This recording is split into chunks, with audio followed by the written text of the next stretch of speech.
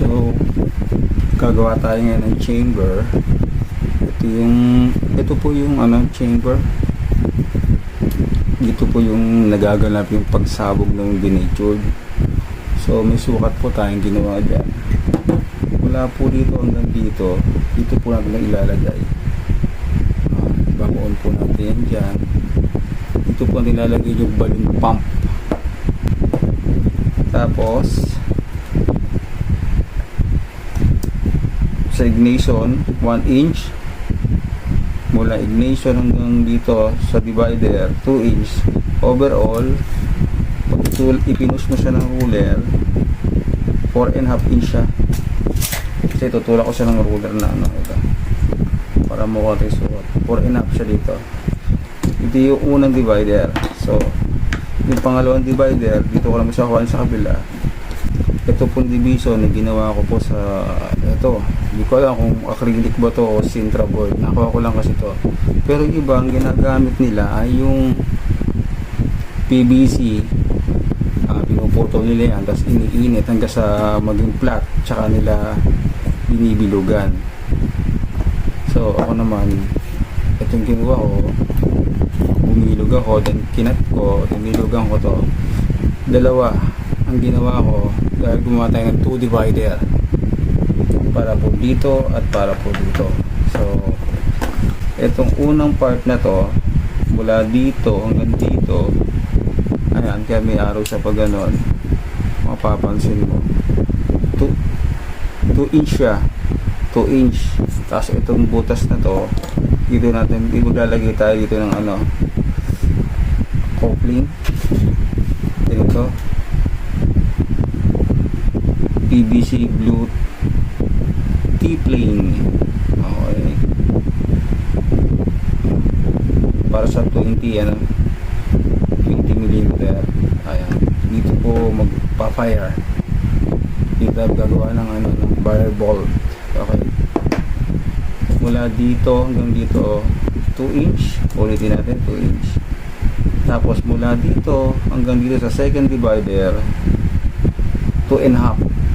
Bakit pag dito? Kasi ang push ko naman pag ito, mayroon kasi mag-push mula dito hanggang dito So dito tayo magpo-push. So overall, mula dito hanggang dito, 4.5 inch yan. Ayan. Mula dito hanggang dito ay 4.5 inch. Okay.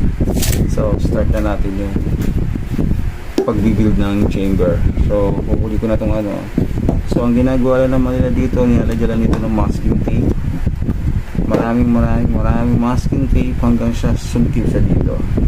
So kabit ko na tayo yung divider dito. So ito, rin to bali kumuha tayo nitong PVC, kinat natin yan. So kinuha lang natin tamang sukat sa loob. Pagkakat mo siya, ininit ko siya nung ito, ginawa ko to, ininit ko siya ng heat gun. Yan, mula dito ikinat ko siya, then kinuha ko lang yung tamang sukat nito sa loob, tinutol ko siya, and ininit ko siya ng heat gun hanggang sa maging ganito. Kasi kapag pinires ng hindi mo iniinit ng heat gun, naputok napuputol. So ito, let's do it. Simulan na natin ang pag-build. Okay, lagyan natin dito, lampas natin sa 4.5 inch.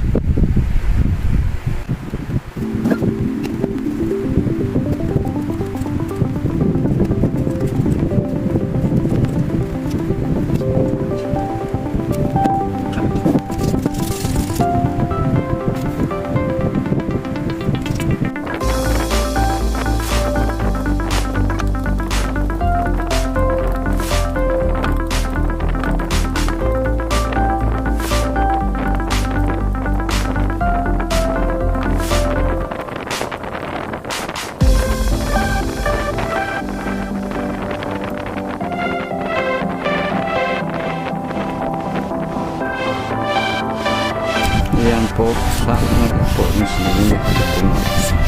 4 inch na ilalim, no? So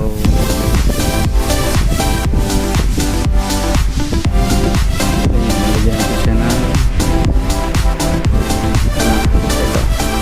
tublo o sa tublo.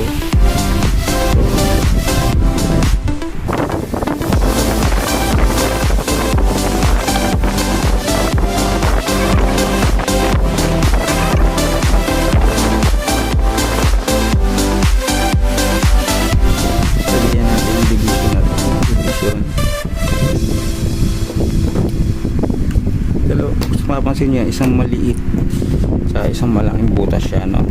So ito para dito to, itong malaki dito muna siya sa uno.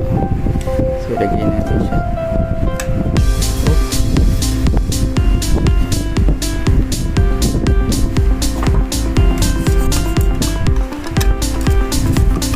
Ayan. So ito kasi klase rin ito ng show glue, pero mas makapit to. Ang problema ito, mas matagal tumatiyo, pero mas siguradong kapit naman ito, mas malapot nga dito. So buka lang ito, sundan natin.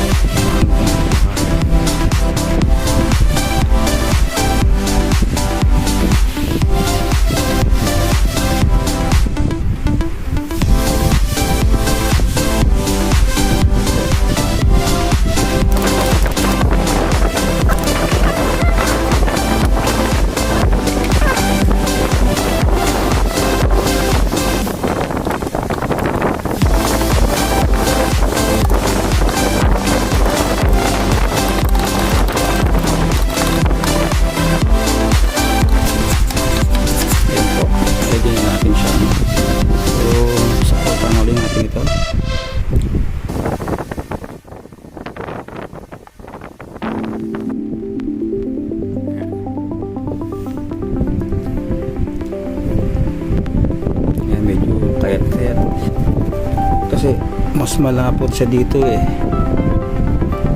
mas matagal siya matuyo, pero mas makapit.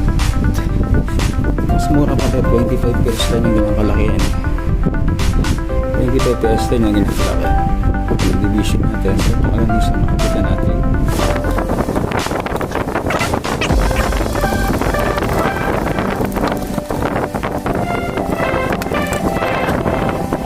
Dito or natin dito.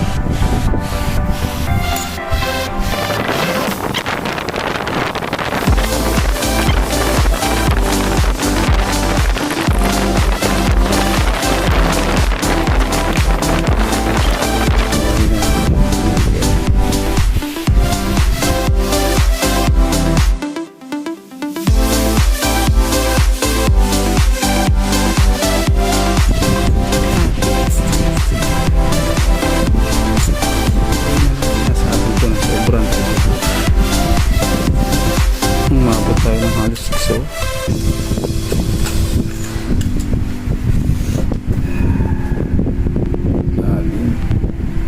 Okay lang.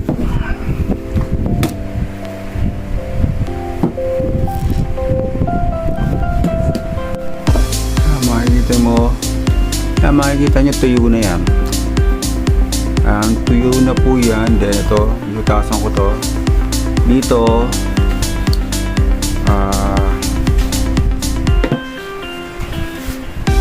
Yan. Yan ang pagitan yan.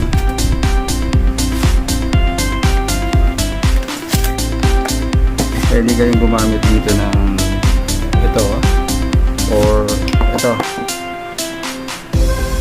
Pwede kayong gumamit ito, malinis sa dalawa niya. So gagamitin ko sa dalawang to para sa 20mm.